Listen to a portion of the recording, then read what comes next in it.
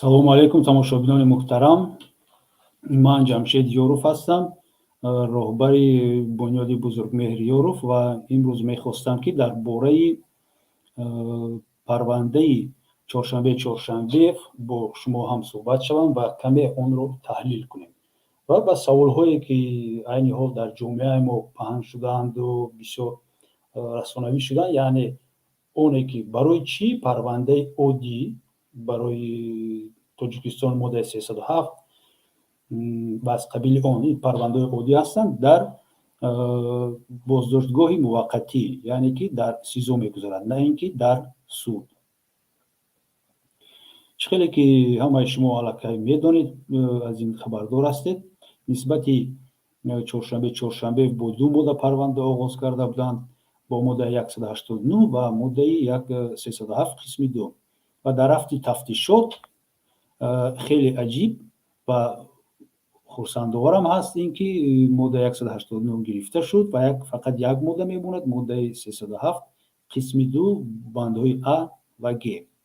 ва барои ин модда ҷавобгарии ҷиноятӣ пешбинӣ карда шудааст. Вале барои чӣ суд дар боздоштгоҳи муваққатӣ дар СИЗО мегузарад, вале дар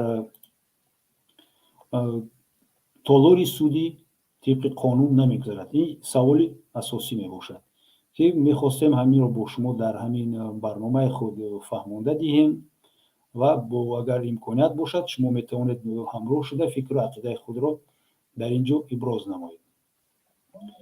пеш аз ин гуфтанӣ ҳастам ки ҳамин модда чӣ маъно дорад? барои чӣ ҷавобгарии ҷиноятӣ пешбинӣ шудааст бо қисми дуюми моддаи 307?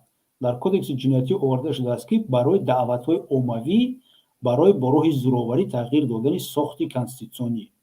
диққат кунед, яъне ки тибқи қонун, тибқи тафсири кодекси ҷиноятии ҷумҳурии Тоҷикистон дар амалҳои Чоршанбеев бояд даъвати оммавӣ бошад ва ин даъвати оммавӣ барои тағйир додани сохти конститутсионӣ бошад. ва ин даъват барои тағйир додани сохти конститутсионӣ ҳатман бояд бо роҳи зӯроварӣ бошад. яъне ки Чоршанбеев гӯё ба фикри тафтишоти тоҷик даъват кардааст ба тарзи оммавӣ ба тариқи интернет ки сохти конститутсионии ҷумҳурии Тоҷикистон ба ӯ маъқул нест ва онро бояд тағйир дод. на ба роҳи тағйироти қонун, на ба роҳи интихобот, на ба роҳи раъпурсии умумӣ, фақат бо роҳи зӯроварӣ, яъне ки бо ҷанг, ҷидол ва ғайра ва ғайра. ба ин гуна тафсир кардани амалҳои Чоршанбеев ман розӣ шуда наметавонам, чунки фаъолияти мақомоти қудратӣ, бастани ҳар гуна айбномаҳои бофтаро хеле хуб медонам ва боварӣ комил дорам ки Чоршанбеев дар ягон баромадҳояш, дар ягон даъватҳояш ё ки пешниҳодҳояш, суханрониҳояш, ибрози ақидааш дар бораи тағйир додани сохти конститутсионӣ умуман сухан намеронад. ман ҳамин худи мафҳуми тағйир додани сохти конститутсионӣ ё ки дигар хел ҳам гӯем худи сохти конститутсионӣ як мафҳуме ҳаст ки худи ҳамон муфаттиш ки ин парвандаро, ин моддаро ба ӯ бор кардааст, ё ин ки ба прокуроре ки айбномаро тасдиқ кардааст, ба ҳамон судяе ки ин айбро, ин гуноҳро эътироф мекунаду ҷазои ҷиноятӣ таъин мекунад ба Чоршанбеев, он қадар ҳам номаълум аст. барое ки мо донем ки сохти конститутсионии ҷумҳурии Тоҷикистон чӣ хел аст, мо бояд аввал назар кунем ба сарқонуни ҷумҳурии Тоҷикистон ки дар сарқонуни мо оварда шудааст ки мисол дар моддаи 1 оварда шудааст, дар боби 1 моддаи 1 асосҳои сохтори конститутсионӣ. давлати мо соҳибихтиёр аст, демократӣ аст, нависта шудааст, ҳуқуқ бунёд, дунявӣ ва ягона мебошад. бинед гӯё ки ва ҳокимияти давлатӣ дар ҷумҳурии Тоҷикистон ба се қисм тақсим мешавад: ҳокимияти қонунгузор, парламент, ҳокимияти иҷроия, ҳукумат ва мақомотои зертобеи ӯ, ва ҳокимияти судӣ. яъне ки ба ҳамин сохтори конститутсионӣ Чоршанбеев норизо будааст ва даъвати оммавӣ гӯё кардааст ки ҳатман бояд бо роҳи зӯроварӣ, бо гирифтани яроқ, бо задану куштан мо бояд ҳамин сохти конститутсиониро тағйир диҳем. яъне ки давлати Тоҷикистон, давлати мо бояд соҳиби ихтиёр ё ин ки набошад. Аз демократӣ чӣ хеле ки Тоҷикистон мегӯянд ки ҳозир демократӣ аст, аз демократӣ ба монархӣ гузарад, ба анархия гузарад, ба ягон парламентарӣ гузарад, аз ҳуқуқбунёд буданаш даст кашему ғайри ҳуқуқбунёдаш кунем, аз дунявӣ ба динӣ гузаронемаш. Агар ягона бошад, онро мо бояд тақсим кунем ба вилоятҳову ғайра ва ғайра. ё ин ки гуфтааст ки ба мо ҳокимияти иҷроия лозим нест, ба мо ҳокимияти судӣ ё ин ки ҳокимияти қонунбарор лозим нест. ин як бофтаи беш нест ки аз тарафи мақомот нисбати ҳамин шахс чоршанбе парванда оғоз карданд. ва саволи дигар дар он меравад ки барои чӣ чунин парвандае ки нисбати чандин мардум, садҳо ҳазорон одам мо метавонем гӯем ки дар Тоҷикистон бо ин модда, бо моддаи 307 ба ҷавобгарӣ кашида мешаванд, дар зиндонҳо ҳастанд. парвандаҳои онҳо барои чӣ мисол дар суд нею маҳз дар муассисаҳои ислоҳӣ, дар СИЗО, дар СИЗОи КГБ, СИЗОи МВД, ягон ҷои дигар баргузор мекарданд? Чӣ сабаб шуд ки маҳз парвандаи чоршанбеевро онҳо пӯшида мегузаронанд? Чӣ хеле ки медонед, аллакай 14 январ суди ноҳияи Исмоилӣ Сомонӣ бо таъиноти худ қарор баровард ки баррасии парванда, бинобар он ки ин парванда, ин қазияи чоршанбеев хеле расонавӣ шудааст ва мумкин ки издиҳоми бисёри мардум ҷамъ шавад дар назди суд ва барои адолати судӣ халал расонад, онро дар СИЗО мегузаронем. вале парванда кушода ҳаст. чӣ маъно дорад? Парвандаи кушода ин маънои онро дорад ки дилхоҳ шахс метавонад ки ба толори судӣ даромада, ҳатто агар ӯ на шоҳид бошад, на ҷабрдида бошад, на ягон эксперт бошад, умуман ягон маълумоте дар ин парванда ҳам надошта бошад, ягон шахси манфиатдор ҳам набошад, вай ҳуқуқ дорад тибқи қонун дар бораи судҳо, тибқи сарқонуни ҷумҳурии Тоҷикистон, тибқи қонуни кодекси мурофиаи ҷиноятии ҷумҳурии Тоҷикистон, дилхоҳ шахс ҳуқуқ дорад ки аз кӯча барояд ба толори суд ва адолати судиро бинад ки чӣ гуна ҳокимияти судӣ фаъолият мекунад. мо мебинем фаъолияти мақомоти қонунгузорро, мо мебинем мақомоти иҷроияро. Қонунгузор қонунҳоро қабул мекунанд, баъзе вақтҳо дар телевизион онҳоро нишон медиҳанд. мо метавонем бо депутатҳо, ба он номзадҳое ки мо худ интихоб кардем рафта ҳамсӯҳбат шавем, агар албатта ки онҳоро мо ёбему, донем дар куҷо ҳастанд, ҳамсӯҳбат шавем, ибрози дил кунем, дарди худро ба онҳо расонем, ягон мушкилотро фаҳмонем, роҳи ҳалли онро ҷӯем. мақомоти иҷроия, ҳокимият, ҳукумат, инҳоро ҳам дида мешавад. вале барои чӣ халқ фаъолияти мақомоти ҳокимияти судӣ ба иштирок кардан, назорат карданро надорад? ҳол он ки тибқи ҳамин қонунҳои ҷумҳурии Тоҷикистон, тибқи сарқонун, тибқи тамоми қонунҳо ва тибқи мантиқ ин ҳокимиятҳоро мо худ интихоб кардаем. ҳам ҳокимияти қонунбарорро, ҳам ҳокимияти иҷроия ва ҳам судиро. ва ҳатман ки ва зарур аст ки ҷомеаи шаҳрвандӣ, шахсони алоҳида бемамоният дароянд ба судҳо ва дар дилхоҳ мурофиаҳои судӣ иштирок кунанд. албатта дар ин ҷо бояд гуфт ки ба ғайр аз ду категорияи парвандаҳо дилхоҳ шахсон метавонанд ки дар мурофиаҳои судӣ иштирок кунанд. кадом парвандаҳо ҳастанд?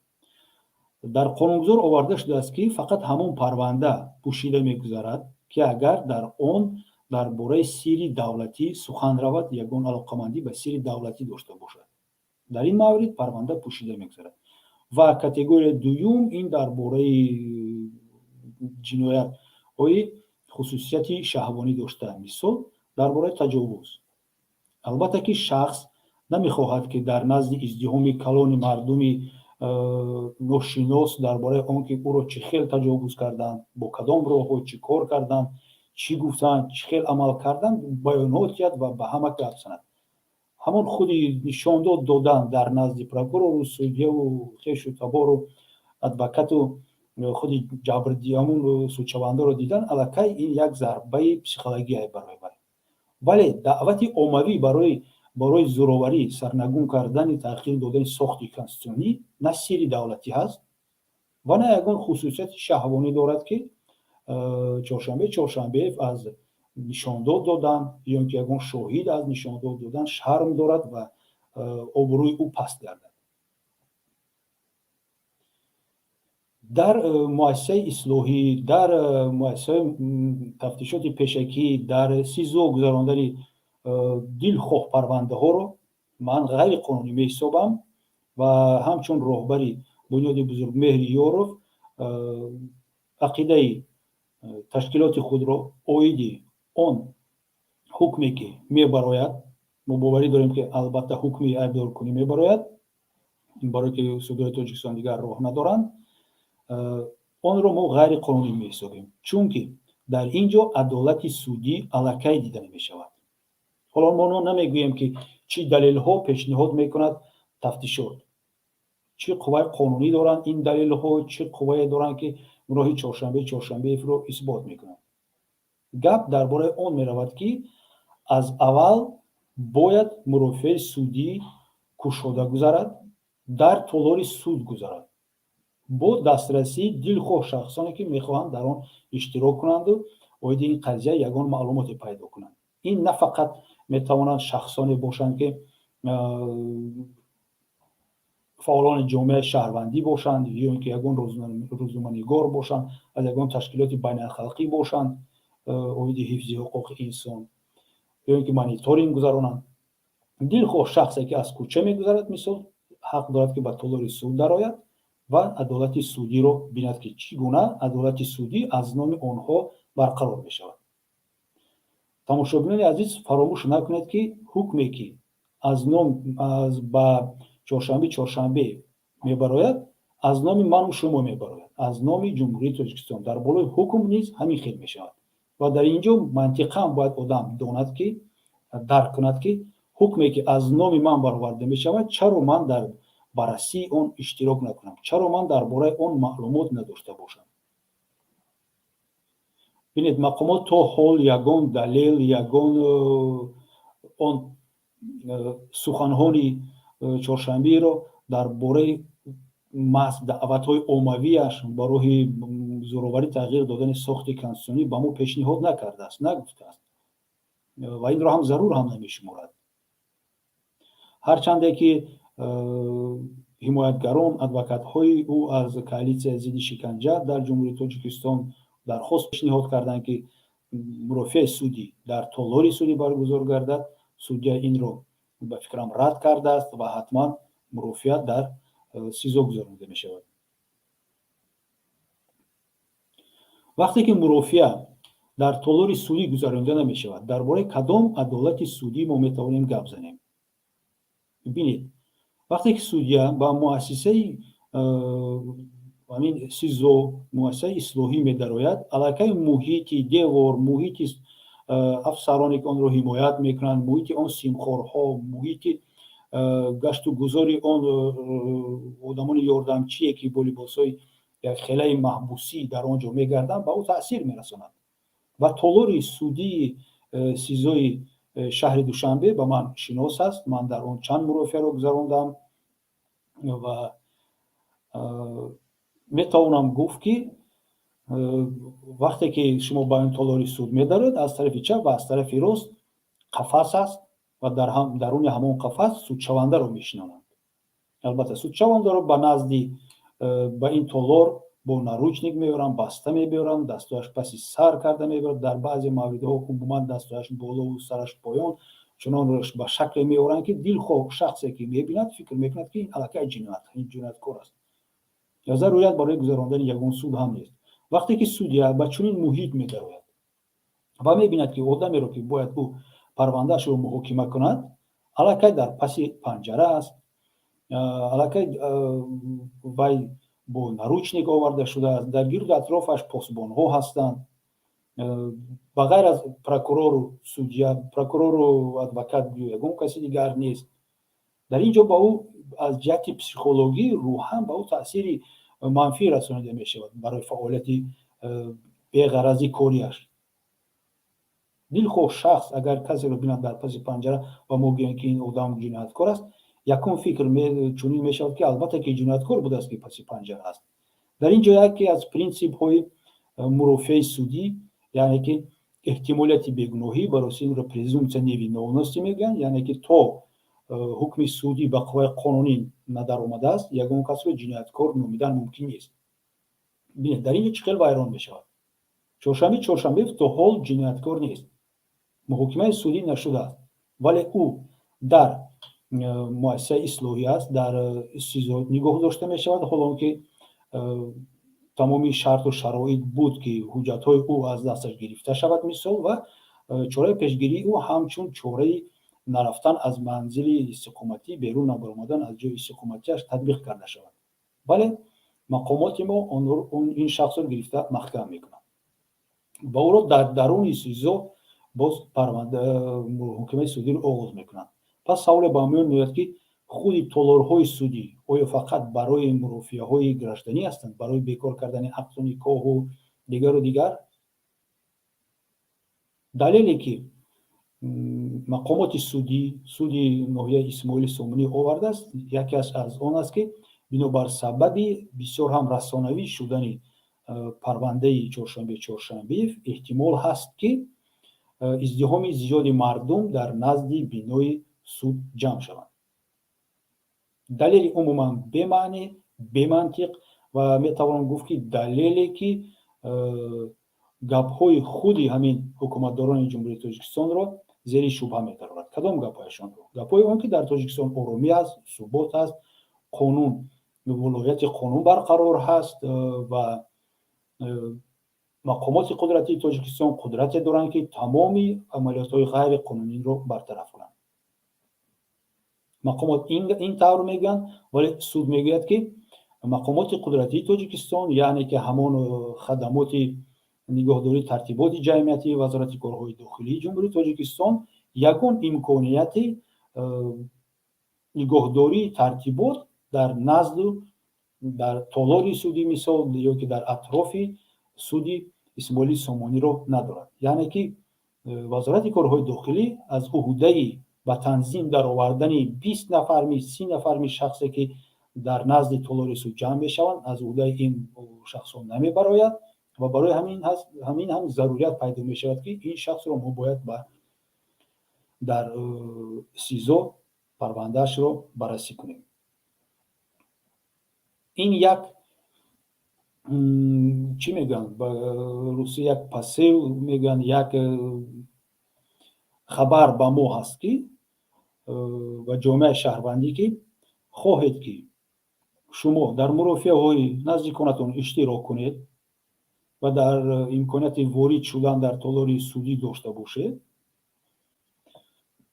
аз баррасӣ кардани чунин парвандаҳои хештаборатон, наздиконатон дар расонаҳо дасткашӣ кунед. нағзаш расонавӣ накунед, чунки чунин парвандаҳоро мо ҳатман дар СИЗО мебинем. пас савол ба миён меояд ки барои чӣ ин қадар маблағ ба вазорати адлия равон карда мешавад, барои чӣ ин қадар маблағ ба судҳои ҷумҳурии Тоҷикистон равон карда мешавад ки онҳо бино созанд, барои чӣ толори судӣ лозим аст, барои чӣ суд аллакай ҳукми худашро, ҳукми айбдоркуниашро аллакай баровардааст. оё суд имконияте надорад ки дар толори маҷлисгоҳи судӣ баррасӣ кунад парвандаро? оё имконияте нест ки дар он ҷо ба ғайр аз одамону аз он стажёроне ки дар суд иштирок мекунанд пур кардани толори судӣ иҷозат диҳад ки дилхоҳ шахс дароянд хештаборонашон, дароянд расонаҳои мустақил, расонаҳои давлатӣ дароянд он назоратчиён аз ташкилотҳои байналхалқӣ ва бинанд ки дар ҳақиқат дар кирдорҳои Чоршанбеев даъватҳои оммавӣ барои бо роҳи зӯроварӣ тағйир додани сохти конститутсионӣ будааст. вале дар СИЗО гузарондани парванда монеа сохтан барои иштироки ҷомеаи шаҳрвандӣ, монеа сохтан барои иштироки шаҳрвандони оддӣ оиди дидани оне ки чӣ хел адолати судӣ аз номи онҳо дар судҳои ҷумҳурии Тоҷикистон татбиқ карда мешавад, ин аллакай худаш як ҷиноят аст. Ин тасдиқи онро дорад ки ҳукме ки нисбати чоршанбеев бароварда мешавад ғайриқонунӣ мебошад. Аллакай чӣ ҳукме ки нисбати ӯ мебарояд ғайриқонунӣ аст. мо 100% боварӣ дорем ки судҳои Тоҷикистон ба моддаи 307 ягон касро сафед ҳам намекунанд ва он нишасти матбуотие ки раиси суди олӣ Шоҳиён, Шермаҳмад Шоҳиён дар бораи он ки 2-3 парванда бо ҳукми сафедкунӣ баровардааст, ин парвандаҳои дорои хусусияти даъвои хусусӣ мебошанд. яъне ки чунин парвандаҳоро шахс фақат худаш бо пешниҳоди худаш нисбати ин шахс парванда оғоз карда мешавад. ин ҳамин таҳқир, латукуби сабук, зарари сабук, чизое ки онқадар ҳам аҳамияти ҷомеавӣ надоранд. вале бо моддаи 307 боварӣ комил дорем ки нисбати чоршанбеев ҳукми ғайриодилона бароварда мешавад. акнун мехостам диққати шуморо боз ба як чизи дигар ҷалб кунам, ба ҳамин моддаи 307. моддаи 307 қисми 2 нисбати чоршанбеев бо моддаи 307 қисми 2 банди А ва Г парванда оғоз карданд ки қонун онро чунин шаҳр додааст. яъне даъватҳои оммавӣ ҷиҳати бо роҳи зӯроварӣ ғасб кардани ҳокимияти давлатӣ ё бо роҳи зӯроварӣ нигоҳ доштани он, ё бо роҳи зӯроварӣ тағйир додани сохти конститутсионӣ, ё бо роҳи зӯроварӣ вайрон кардани тамомияти арзии ҷумҳурии Тоҷикистон.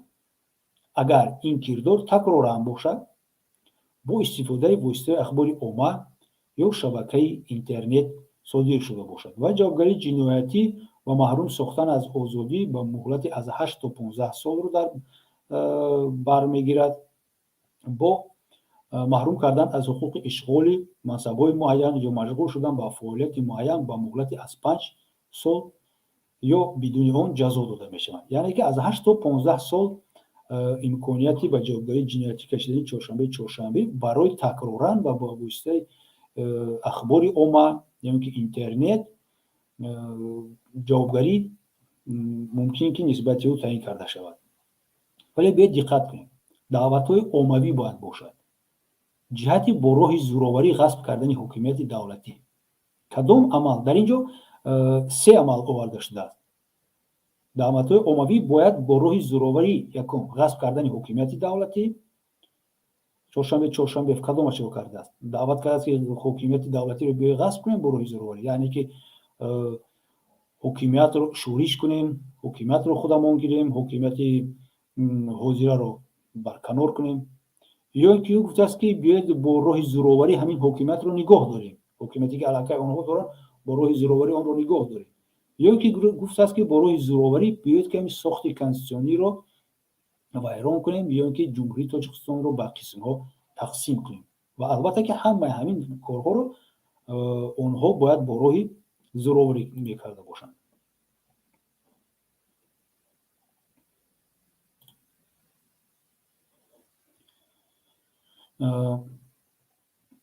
ман боварӣ умуман надорам ки чоршанбеев чунин амалҳоро карда бошад. хеле ки аз чанд наворе ки тамошо кардем, дидем, медонем ки чоршанбеев фақат ибрози ақидаи худашро кардааст дар бораи вазъи сиёсиву иҷтимоӣ дар хорух дар охирҳои соли гузашта, дар бораи оне ки ӯ худро кӣ мешумораду тоҷик мешуморад намешуморад, ин ҳуқуқи вай аст, метавонад худашро касе шуморад, ин ягон мушкилие нест дар назди қонун. метавонад гӯяд ки ҳа дар паспорти ман навистагӣ тоҷик, вале ман тоҷик нестам, ин ягон ҷиноят нест. ин ибрози ақидаи инсон аст. инсон чӣ фикру ақидае ки дорад гап мезанад. вале агар фикру ақида бо роҳи зӯроварӣ ягон кор кардан бошад, агар ягон даъват бошад, ин аллакай даъвати оммавӣ барои содир намудани амалҳои экстремистӣ мешавад, ё ки ягон амали террористӣ. اون چند نواری که من از چهارشنبه تماشا کردم، من در اون یگان عمل برای تغییر دادن ساخت کنستیونی ندیدم. عموما چهارشنبه درباره از دولت دنیوی و دولت مثال دینی گذاشتن سخن نکرده است. سخن درباره تغییر دادن مثال حکومت دولتی نکرده است. فقط ابراز عقیده تمام که این یگان عمل جنایتی نیست. عین حال مثال شما ممکن که سوال کنید که چی کار کردن ممکن است که ما حکومت رو مقامات قدرتی رو مجبور کنیم که آنها پرونده چهارشنبه رو در تالار سودی در سود اسماعیل سامانی برگزار کنند. حالا که امکانیت‌های استفاده دیگر تالارهای سودی نیز هست. برای چه اگر تالار سودی کم باشد و به گفته نمایندگان سودی اسماعیل سامانی اگر تمام همون ازدحام مردمی که جمع میشوند برای اشتراک کردن در مرافعه سودی چهارشنبه نگنجند، برای چه ممکن نیست که پرونده چهارشنبه رو در تالار سودی عالی برگزار کنند؟ تالار کلان همه جا میگیرد، یگان مشکلی نیست. یکی از سوالها در اینجا باید مقامات باید سودیان نگن که این خیلی ممکن نیست، یا در سودی اسماعیل سامانی یا در سیسو. این خیلی نمیشه، بلکه تاریخ نشان داد که محض خود همین سودی شهر دوشنبه پرونده برادری من بزرگ مهر یاروف رو به جایی که در سودی شهر دوشنبه گذراند در سودی ناحیه فردوسی گذراند. یعنی که از روی قانون گویا تغییر دادن جای سودی بوده است.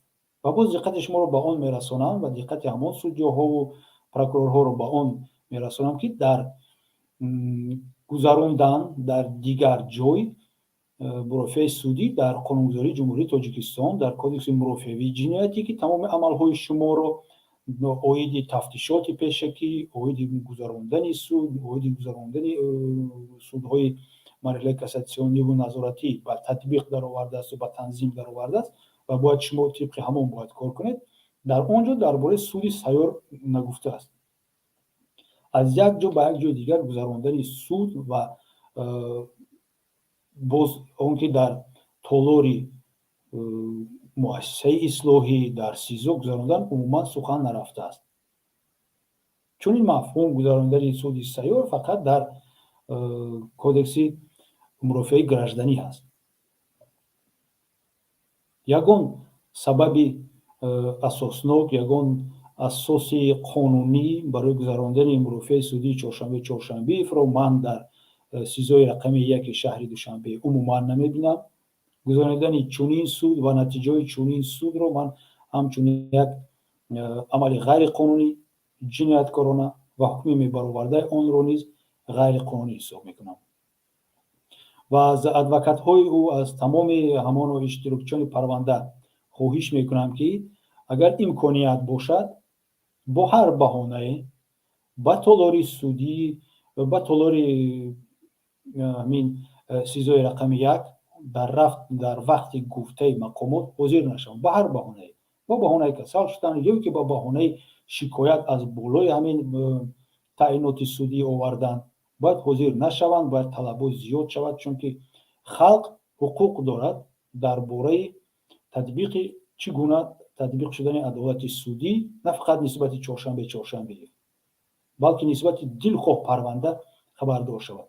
خلق این قوه اساسی است و خلق این حکومت اساسی همین دولت تاجیکان می باشد. حکومت در دست خلق است. خلق حقوق دارد که درباره رفت مرافعه سودی خبردار شود. ببینید یک مسئله دیگر در اینجا باز پیدا می شود. دوستان عزیز، این داخل شدن به تالار سودی، داخل شدن حتی به بینای سود، این عین حال یکی از مشکلات های هست. حتما شما رو پاسبان های غیر اشتاتی همون سود از کدام تشکیلات ها و اداره های محافظتی پرسان میشوند به کجا می روید، پیش کی می روید، برای چی می روید. از دست شما تلفن، دیکتافون، دیگر اسباب و سمکه و دیگر چیزایتون رو کشیده میگیرند. این غیر قانونی است. این غیر قانونی است. حکومت ما همینقدر حکومت ابرقدرت به گفته مقامات تاجیک، همینقدر بوی که حتی برای ساختن زواد و کارخانه مبلغ جدا نمیکنه، چون که زواد و کارخانه بسیار ساخته شده است، از اهالی هم زیادتر شدگی. پول رو برای انشاءات‌های یک نمایشی میسازند، باغ میسازند، هیکل میسازند، دیگر چیز دیگر.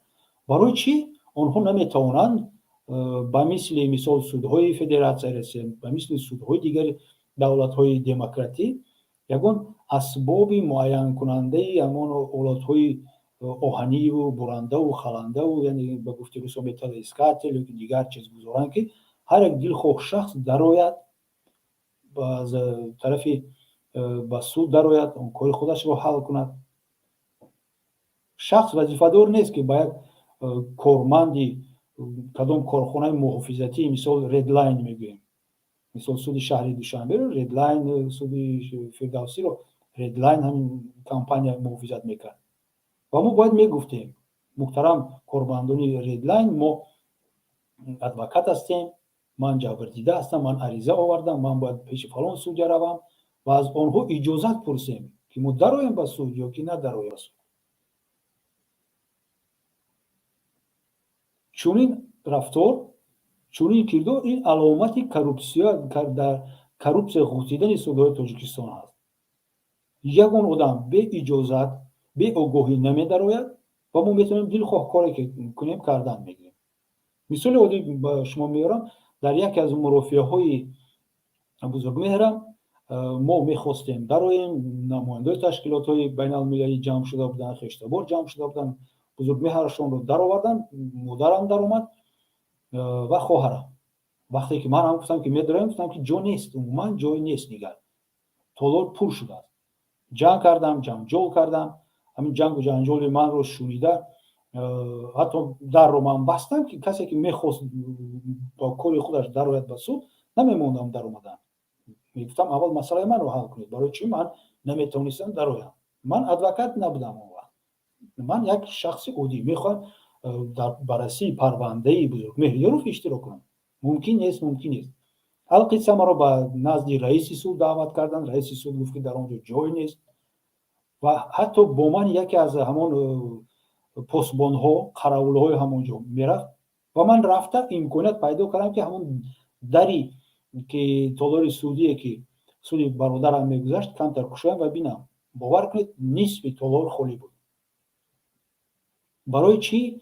سودها میترسند که پرونده رسانوی نشود. برای چی در پس درهای بسته میگذارانند؟ برای چی پرونده چهارشنبه در پس درهای بسته میگذارند؟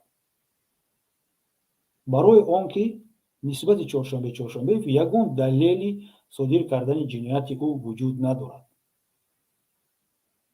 اگر شخصان درآیند درباره رفت پرونده، درباره سخنرانی چهارشنبه درباره آنی که ادوکات‌های او خودی او چگونه رد میکنند دلیل‌های پیشنهاد شده مقامات تفتیشات را به همگان میرسانند، برای همین در آمدن ممنوع کرده می شود. پرونده ها پسی درهای بسته میگذارند و تمام همین پرونده ها میتوانیم گفت که غیر قانونی هستند. نوابسته از آن که چند سال حکم میکنند، چی عیب اعلان میکنند، تمام آنها پرونده های غیر قانونی الکی از روزی برآوردن چنین تعیینات ها حساب میشوند. من باز یک بار دیگر به مقامات های سودی جمهوری تاجیکستان، با همان کارمندان سودی اسماعیل سامانی، با همان سودجه‌ای که حتی نامش رو نمیدونیم چی است، چنان مخفی میگذارد این رفتی پرونده ها، مراجعت میکنم.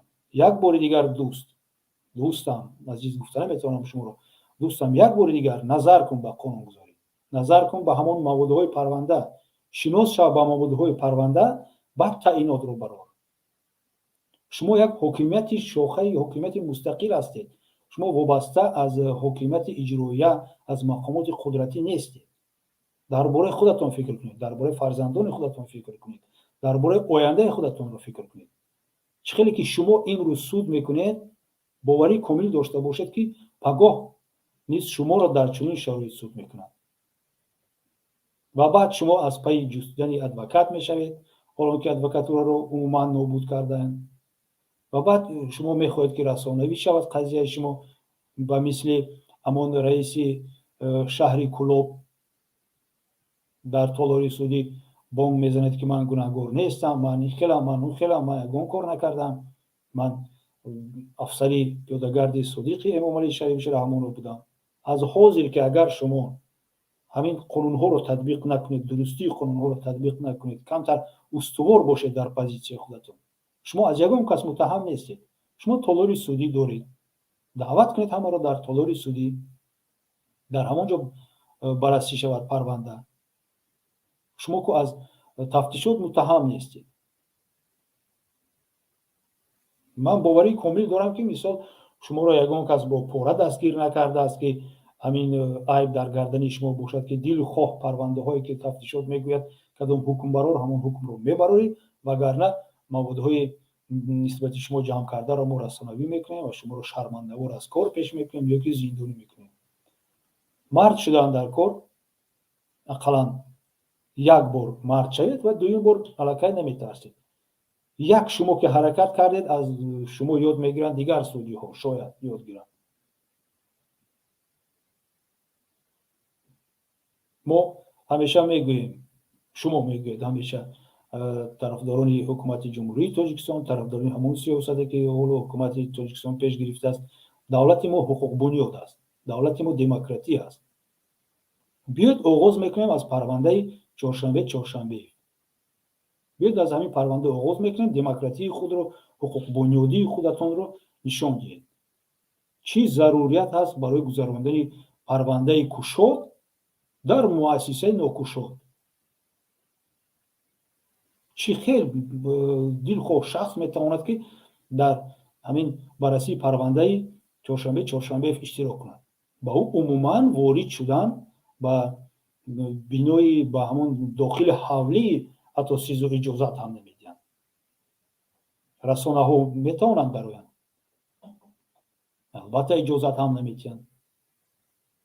من باوری دارم اگر دراین هم باز همون رسانه هایی که دولتی هستند و با کامera و دیکتافون و دیگر اسباب‌های تجهیزات های ثبت و شنوایی می‌دارند که همون کادر و رکورس های مخصوصی که به آنها لازم است همون را ثبت کنند.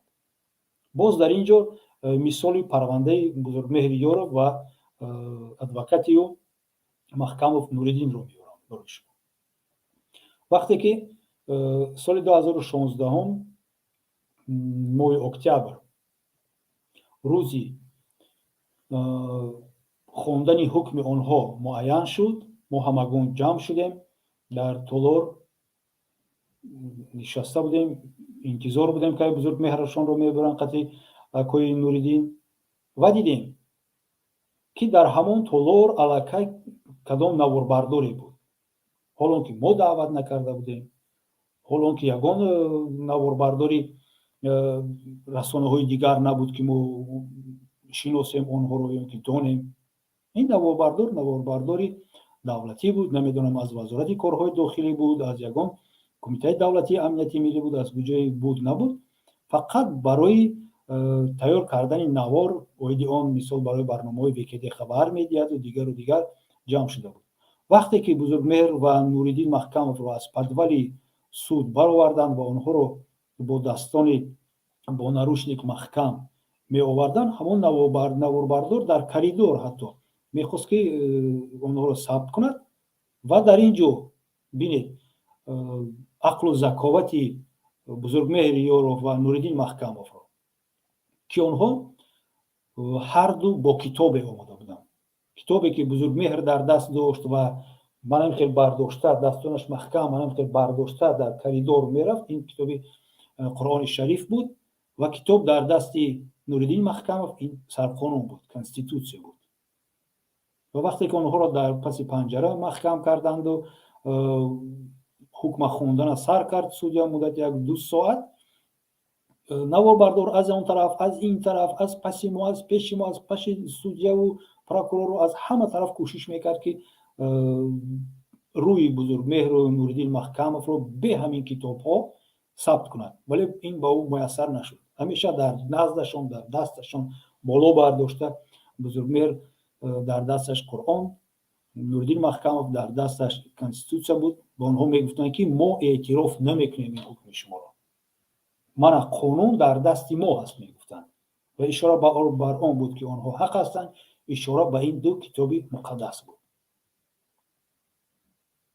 ман аз ҳамин чизҳо ҳукуматдорон, аз ҳамин чизҳо судҳо, аз ҳамин чизҳо прокуророни бесаводи мо метарсанд ва барои ҳамин чоршанберо гирифта ба дар сизо парвандаи ӯро чиз мекунанд, парвандаи ӯро баррасӣ мекунанд. дӯстони азиз, ман дар ин ҷо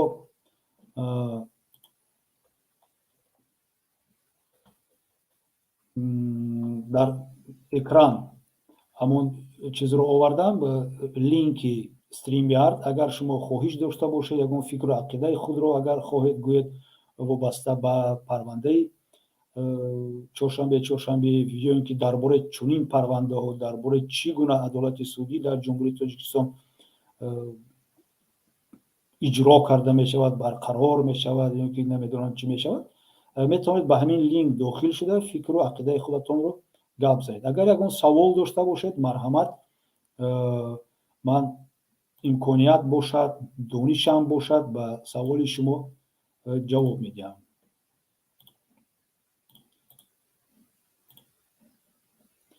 ман дар чат як бори дигар ҳамон линкро мепартоям.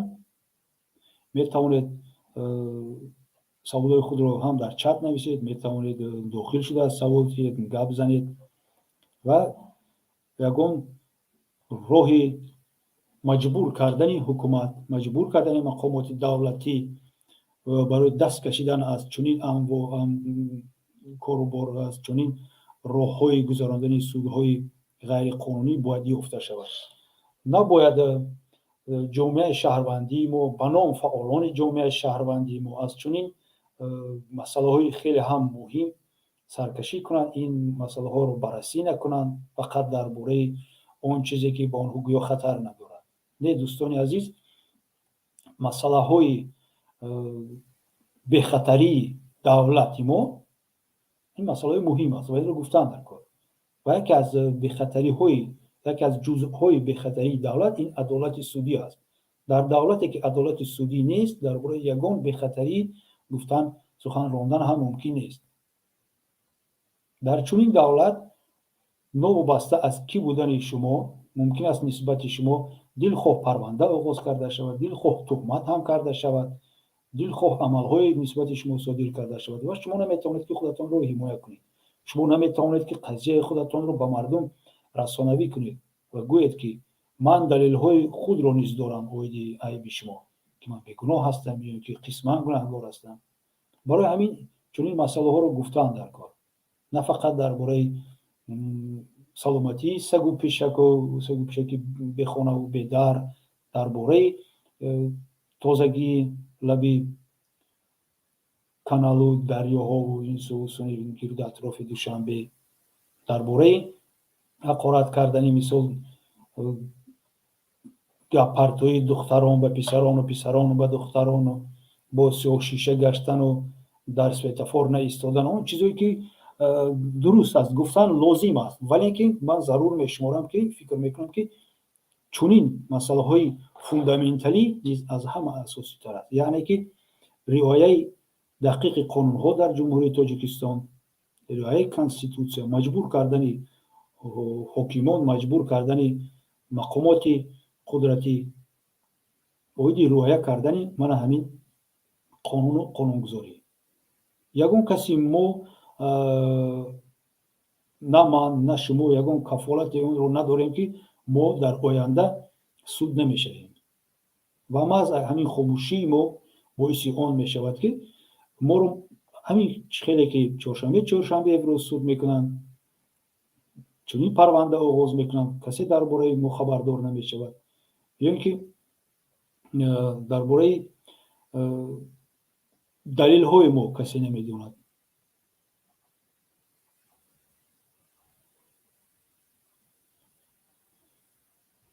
дӯстони гиромӣ, این بود اون چیزی که من گفتنی بودم. یک بار دیگر کوتاه رزومه اون رو با شما گفته میدیم. من همچون رئیس فوند بزرگمهر یوروف فاوندیشن جمشید یوروف هستم، حقوقشناس. اون حکمی که نسبت چهارشنبه میبراید الکی غیر قانونی حسابش میکنم، چون که قبول نمیکنم چون مرافع سودی که در تالارهای مؤسسه‌های اصلاحی در سیزو در یگان محبسخانه‌ها گذرانده میشود. حالا که судҳои ҷумҳурии Тоҷикистон зал доранд, толорҳои маҷлисгоҳҳои судӣ доранд ва имконияти гузарондани судҳо дар он ҷо ҳаст. он далеле ки суди Исмоилӣ Сомонӣ барои ба гуфти худашон кушода вале дар ҷои пӯшида гузарондани мурофиаи судӣ овардааст, яъне расонавӣ шудани парвандаи чоршанбе, имконияти ҷамъ шудани издиҳоми зиёди мардум ва халалдор сохтани барқароршавӣ ё ин ки татбиқи адолати судиро низ як гумроҳкунии махсуси мардум ҳисоб мекунам, чунки ҳоло ҳеҷ кас намедонад ки кӣ ҷамъ мешавад, чанд нафар ҷамъ мешавад. дар ҷумҳурии Тоҷикистон милитсия ҳаст. милитсия метавонад ки агар издиҳом ба ошӯб хезад, ба ягон бесаросомонӣ кунад, дар назди атроф додувою фиғон кунад, милитсия метавонад ки онҳоро чораи лозимаро татбиқ кунад. ин якум. агар толори судӣ кам бошад, суди Исмоилӣ Сомонӣ метавонад ки судро дар толори маҷлисгоҳи суди олӣ гузаронад, чунки барраси парвандаи бузургмеҳри Ёров як бор дигар исбот кард ки мумкин будааст ки суд дар дигар ноҳия мегузарад, вале туро бурда дар дигар ноҳия суд мекунад. суди шаҳри Душанбе тамоми маҷлисҳояшро дар парвандаи якуми бузургмеҳри Ёров дар суди ноҳияи Фирдавсӣ мегузарад. чунин имконият будааст.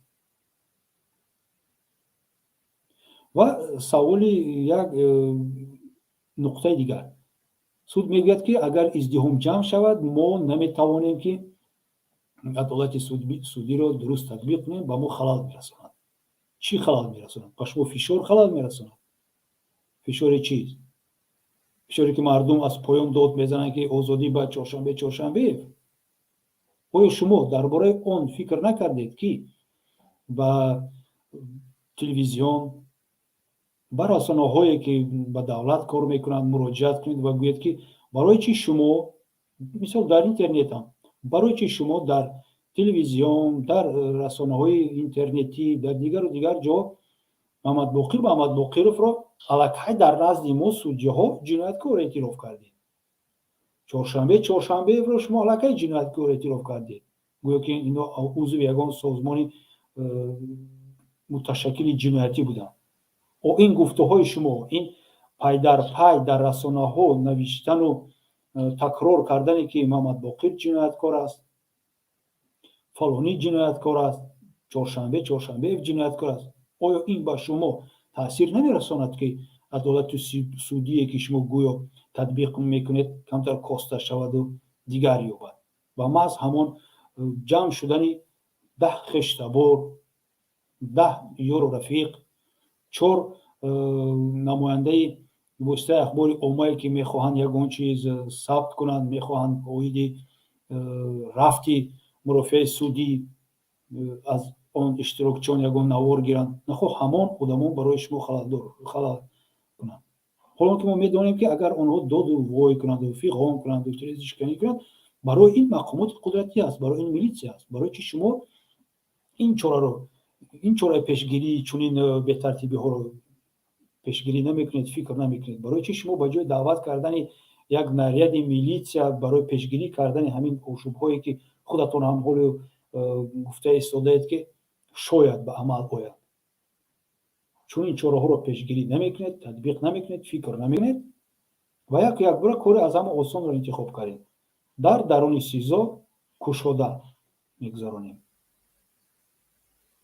ин амали шумо судиҳо нодуруст аст ва тамоми ҳукме ки нисбати чоршанбеев мебарояд ғайриқонунӣ мо эътироф мекунем ва аз адвокатҳо чӣ хеле ки гуфтем хоҳиш мекунем ки хай шумо боз беҳтар медонед чӣ кор кардан дар кор, вале ҳадалимкон кӯшиш кунед дар мурофиа иштирок накунед ба ҳар як роҳу восита.